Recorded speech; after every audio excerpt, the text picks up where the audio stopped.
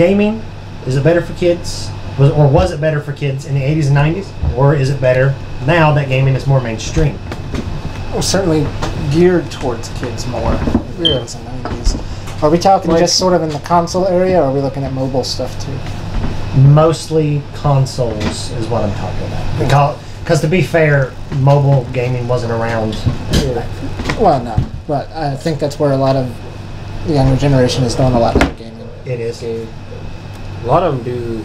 Generation now is, to me, is all mobile with like phones and or 3DS and stuff like that.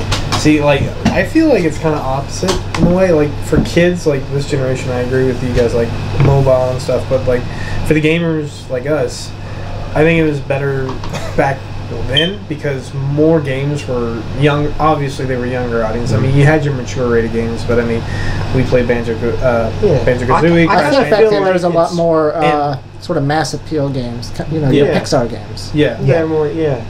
But we grew up with those characters, and they were part of our childhood, and we still love them today. We've just grown up, so it's like they appeal to us, but they appeal more to the kid at heart, as well as the little kid back then. So for me, I would still say like back in the 90s was more fun for kids, and I'm thinking of myself. For today, I don't know. It's hard to say because I feel like we've kind of, I don't know, like we've grew up with the industry in a way too. Yeah. I don't know. I feel like now more of the games that are kind of like rated M or whatever, I feel like I actually enjoy those more now than in that age group.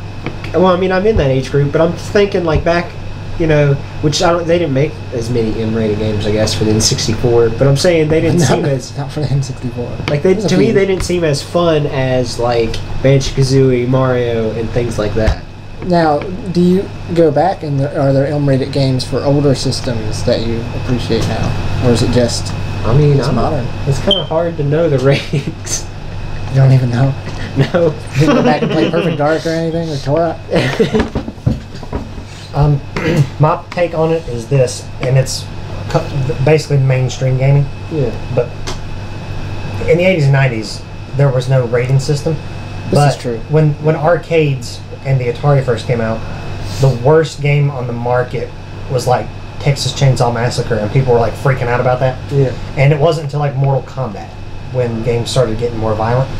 But like as far as they were always violent. Well, I mean, like blood and guts and gore, like gory language, stuff like that. Mortal Kombat's what really pushed those limits. God, you've gotten so big. But mainstream gaming wise, and I just selected a bunch of mainstream games from NES, PS1, N64, and Super Nintendo. With the Mega Man series, for example, on the NES, they don't have a rating here, but every Mega Man game, to my knowledge, has been rated E since they started. And then Crash Bandicoot and Spyro are both E and K through A. Banjo-Kazooie, Sonic the Hedgehog, Mario, Donkey Kong, even Metroid. All of those are like focused towards kids because I guess what really happened was when Nintendo moved into the marketplace, they marketed it as a toy because gaming was going down because of Atari. So, and I think around the time the PS1 came out, those kids had started to grow up, and that they targeted towards that. That was also PS4's way to sort of counter market against Nintendo. Yeah. So, as the industry grew older, I think their focus shifted as well. Which technically, I think the reason more mainstream games now are rated M, like T and M, is because the majority of gamers now, statistically, are like 20s to 40s. But I think the industry as a whole has kind of forgotten about the kids. Because we've got Nintendo, but out of all my current... there's tons of like not talking about like mainstream, but there's tons of games that are like that are technically, I don't know, what are those like reading games and all those things? Like learning games, learning games. Yeah, there's like a ton of those. Yeah. Yeah, but those existed in the '90s too, like back when Leapfrog first came out. Yeah. And there's still a lot of great games. There is. Yeah. Like Lego, the Lego games are good. Minecraft. Yeah. Which I've actually got some of those out. But these are all of the games rated E that I've got, except obviously not on Wii U. But I just picked a few. Yeah. But it's interesting to see the difference, I guess, in the games that are rated E versus now. Okay, yeah. I agree. But honestly, I think it's a good industry regardless. I do think it was better back then because it was targeted towards that group. Yep. Oh, for them specifically. Yep. Yeah. I don't know. Just to me, it seemed like the gameplay was better and everything. Like it. Yeah. I mean, like Banjo-Kazooie, I guess it's targeted to a kid, but I feel like almost any age group. Yeah, any age group could enjoy it. Like I said, Yeah. there was But more to- mass appeal. Yeah. It was like more, Pixar. more mass appeal. Like to me, now, more kid games are not as mass appeal. Like I don't know. Well, I was about You to just- say, if you want to think about it in a really weird way, but it just popped in my head, and it's actually really true. I picked up one of those two. We all have played those, and we would like to play it again. It's like, oh yeah, we like those. Yeah. We grew up playing that. Most kids today Yeah, know Call of Duty, I know. Mhm. That's the same. Yeah. and it bothers me because I'm like, Most kids back then were playing Mortal Kombat. Yeah. true, but I mean, They always gravitated towards Mortal those things. Kombat and like there's for some reason that doesn't bother me as much as like Call of Duty for some reason. yeah. I don't but- know why. Like I mean, if I went to a little think it's kid the today at realism. GameStop and I said, Yeah. "Here, do you want to play a PS1 original Crash They Bandicoot, probably- or do you want to play Call of Duty Advanced Warfare?" And they they're like, pick Call of Duty. Yeah. Yeah. The struggle I had with Jonathan, although I did get him to play Uncharted today. Yeah. "Yes, Although that's still in the same vein, but it's like he said it wasn't rated M. that's right." A lot of language, but not him. All right, continue. But like, I don't know. I think it's important not to forget that age group though. Yes, That's the thing. Well, yeah. I think that's we're what gonna Disney die Infinity eventually. and Lego Dimensions and That's true. I forgot about those games. Skylanders tried to appeal to too. Yeah. And that's fine because they kind of are toy gaming. Mhm. But now that Disney Infinity's out of the way, Lego Dimensions and Skylanders, which I'm still shocked that Skylanders is going as long as it did. I will be buying that Crash Bandicoot video. I'm shocked that Disney Yeah. sucks at video games so much. What's the matter with them? I don't know. A company like Disney should be able to figure out video games. Well, see, I think I- we've said that before on Yep. here. Yeah. I'm actually really happy with this strategy that they're going. They're like, okay, let's just pay really good video game studios. We'll give them our license. Even though we already bought a couple of them and shut them down. Yeah. So that we're running out of really good video game studios. But like when someone asked me about that Spider-Man game, they're like, I can't believe Disney's letting them do it. I said, I think it's a great idea. I really do, because Insomniac is a really good studio. They've got a great library, and I'm sure Disney's like, of all these studios, we feel these guys are going to be good, so let's go with them. Because someone had to pick that. Someone had to go, let's go with Insomniac. I feel they're going to be good for this. Either that or Insomniac really pleaded hard and were like, Yeah. we really want to do this. Because I mean, I'm pretty sure Nintendo can pick whoever they. Yeah. And same thing with like Kingdom think they're Hearts. good. I think I've read the story of how Kingdom Hearts came out so many times, and Disney approached Square Enix first about they wanted to do a Donald Duck game, and then they wanted to do a Mickey Mouse game, and they couldn't agree on that. And eventually, Sora was born from that. Yeah. But that's interesting because that shows that Disney's like, oh yeah, we need a gaming community with us, but I guess we're just not that good at making one. So let's just let someone else do it. They could be, because they have They could told be. some of the best stories ever, and a good story in a game goes a long way. See, that's what I think the Star Wars games, whenever they come, will do. I think those Star Wars games are going to really, really do some good when we get there. And another thing I want to talk about too is the perception on a lot of modern younger gamers is that if the game's not rated M, that's not good. Yeah. But I've Certainly John, that's I've seen that's that. Jonathan. If like, if we can like, I don't know, like we can even show him like the Lego, like the Lego cop. What's it called? I can't think of it now. Lego City. Lego Something City. like Lego City. Yeah, undercover.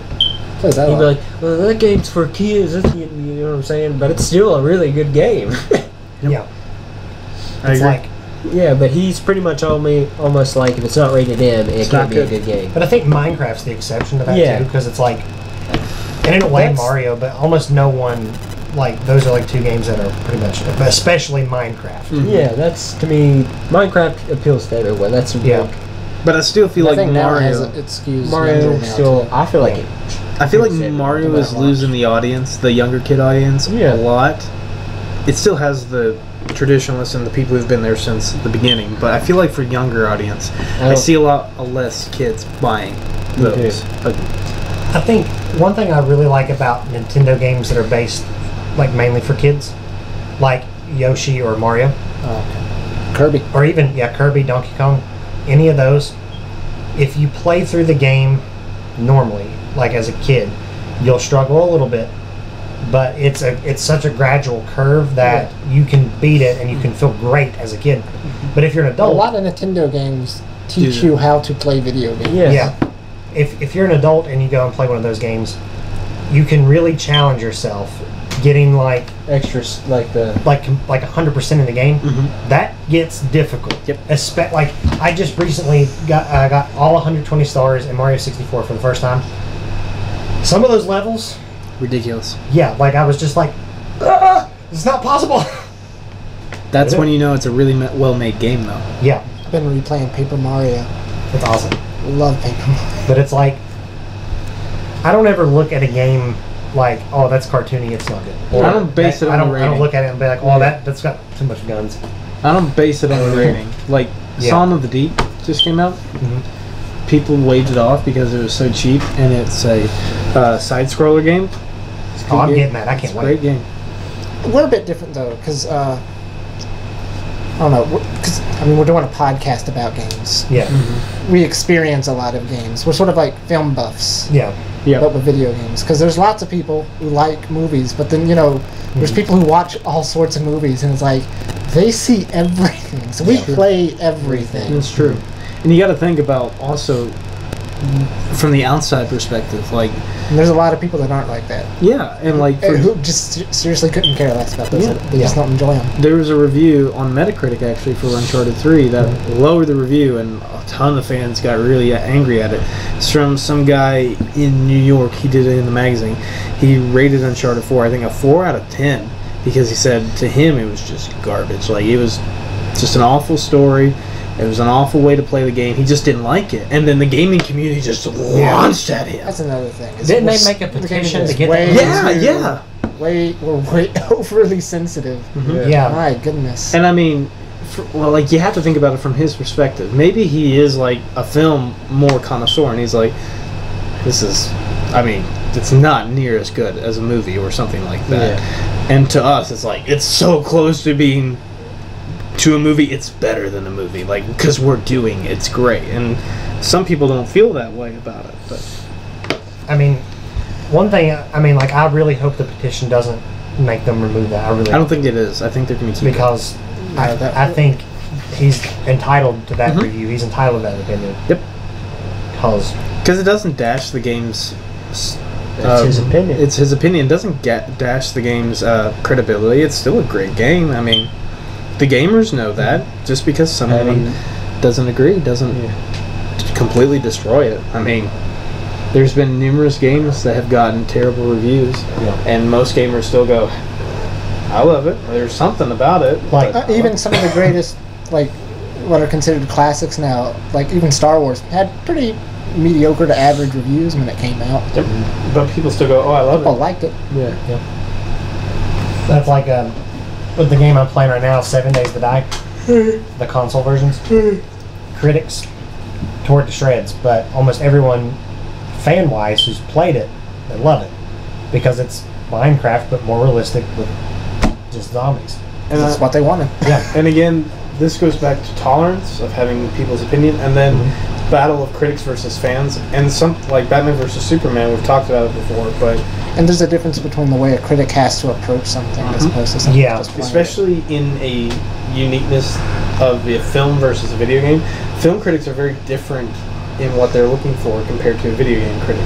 Because I feel like a video game critic, they have three things they should look for: how well does it play? Is the story good? And is it broken? Like, is the game unplayable? Video games have different well, metrics too. the story thing is kind of iffy too because some games don't have a story. Right. Yeah. But Like Sticker Star. it's I think it's more of a passive experience versus an immersive experience. Sure. Like, because if you're watching a movie, there is no interaction. You watch. Well, commenting about the story thing, like last year's Star Wars Battlefront, so many people got ticked off because there was no single player campaign, and even though they're now adding it, I still was like, I love it without a single player campaign. Sure, I like it there, but to me, the best part of the games are those moments when you won't believe what just happened, and I get to tell you what I did and what happened when this player did this or this player did that. That's the story, and that's what I like about it. That's another thing, like, when it comes to, we're getting off topic a little bit, but that's fine. But hey, when podcast. When, like, if you're reviewing a game that's made only online, you should not be like, okay, the game is great, I would give it a 10 out of 10, but it didn't have a single player. Right. And if a game is focused on single player and doesn't, you know, the developers like, this game don't need an online. Don't be like, well, it would have been so much better if it had online. I don't think those are valid.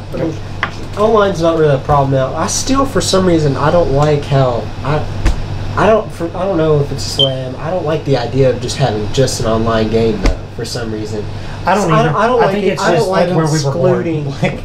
I mean, it's not that big of a deal now because almost everyone has online. But I still just don't like the idea of excluding someone. Josh is the only one left. Yeah, because you can't play online. Like I just don't like. He gets so mad when I talk to him about Destiny. He's like, I was like, man, this stuff in Destiny. He's like, don't talk to me about it because I get sad every time. Yeah, but I've never liked the idea of like a fully online. Like, I mean, I love Battlefront and stuff. I mean, I don't know. No, I completely agree. I mean, that's the one. That's with games like Destiny. But I mean, if someone bought it that didn't have online, let's say they did have a single player. Even if they made like a really crappy, you know, short single player, then those people would think this is an awful game. Yeah. Yeah. A lot of games suffer from that. Like, yeah, because they build it around a single player, and they're like, well, we need to include this online, so they throw something together as a bonus.